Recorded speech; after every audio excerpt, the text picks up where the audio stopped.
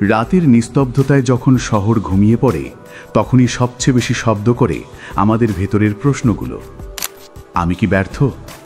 আমার বন্ধুরা কোথায় চলে গেল আর আমি কেন এখানে আটকে? এই প্রশ্নগুলো একা করে আপনাকে? তাহলে জেনে রাখুন, আপনি একা নন। আমাদের প্রজন্মের সবচেয়ে বড় মানসিক লড়াই এই এক তুলনার দৌড়। জীবন একটা ম্যারাথন, কিন্তু আমরা এখন এমন একটা যুগে বাস করছি যেখানে সবাইকে মনে হয় যেন তারা দৌড়ে দৌড়ে সাফল্য ছুঁয়ে ফেলছে। তোমার বন্ধুটি ইউরোপে পড়তে গেল, অন্যজন মাল্টিন্যাশনাল কোম্পানিতে জব পেল, কেউ কেউ ফেসবুকে বিয়ের ছবি দিচ্ছে, কেউ ব্যবসা খুলে ফেলেছে। আর তুমি হয়তো এখনও একটা চাকরির খোঁজে আছো। হয়তো আজকের দিনটাও কেটে গেল শুধু অপেক্ষার হতাশায়। তুমি ভাবছো সবাই এত কিছু করে ফেলছে আর আমি এখনো কিছুই পারলাম না, আমি বুঝি সত্যি দেরি করে ফেললাম। কিন্তু এই ধারণাটা, এই আমার ঘড়ি পিছিয়ে আছে, এটি আমাদের জীবনের সবচেয়ে বিষাক্ত ভাবনা। একটা জিনিস মনে রেখো, সোশ্যাল মিডিয়া হচ্ছে একটা হাইলাইটস রিল। লোকজন সেখানে তাদের জীবনের সেরা মুহূর্তগুলো শেয়ার করে, কিন্তু তাদের কান্না, ভাঙা মন, ব্যর্থতা ওসব কিছু দেখা যায় না।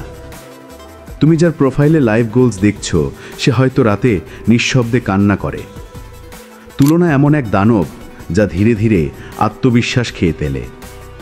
তুমি ভাবছো তুমি পিছিয়ে আছো কারণ তুমি নিজের কষ্ট জানো আর অন্যের সাফল্য দেখছো, কিন্তু তুমি জানো না তুমি আসলে কোথায় দাঁড়িয়ে আছো। জীবনের প্রতিটি মানুষের জন্য আলাদা টাইমলাইন আছে। একজন লেখক 23 বছর বয়সে বেস্টসেলার লিখে ফেলে, আর অন্যজন 40 পেরিয়ে লেখে তার প্রথম বই।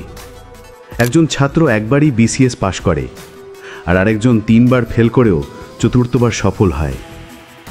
তুমি যদি বাঁশ গাছের মতো হও, যে প্রথম 5 বছর শুধু মাটির নিচে বেড়ে ওঠে, তাহলে তুমি আপেল গাছের সঙ্গে নিজেকে তুলনা করে কি পাবে? তোমার ভিত শক্ত হচ্ছে এখন, সেই ভিতের উপর দাঁড়াবে একদিন বিশাল ভবিষ্যৎ।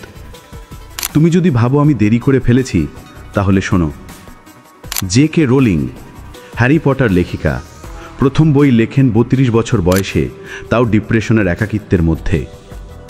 স্ট্যান লি, মার্ভেল কমিক্সের স্রষ্টা, 39 বছর বয়সে প্রথম হিরো তৈরি করেন। স্যামুয়েল এল জ্যাকসন, হলিউডের আইকন, জনপ্রিয় হন 45 পার করে। তাদের কাছে সময় ছিল না তাড়াহুড়ো করার, তারা নিজের মতো করে এগিয়েছেন। আর তোমারও তেমনই হতে হবে। তুমি যতদিন চেষ্টা বন্ধ না করো, তুমি দেরি করনি। তোমার জীবনের স্ক্রিপ্ট অন্য কেউ লিখবে না, সেই কলম শুধু তোমার হাতেই। তোমার স্বপ্নের সঙ্গে কারোর তুলনা হয় না, তোমার যন্ত্রণা কারোর মতো না, তোমার পথও কারোর মতো নয়। তাই কারো সঙ্গে দৌড়ে তুমি শুধু নিজেকে ছোট করো। তুমি আজ যেটুকু করতে পেরেছো সেটুকুর জন্য গর্বিত হও, কারণ বহু মানুষ তাও পারে না। ছোট জয়কেও উদযাপন করো। একটা কথা মনে রেখো, তুমি কারোর ছায়া হয়ে বেঁচে থাকলে তোমার নিজের আলোটা কখনো জ্বলবে না। নিজেকে সম্মান করো, নিজের লড়াইকে শ্রদ্ধা করো, নিজের গতি মেনে নাও।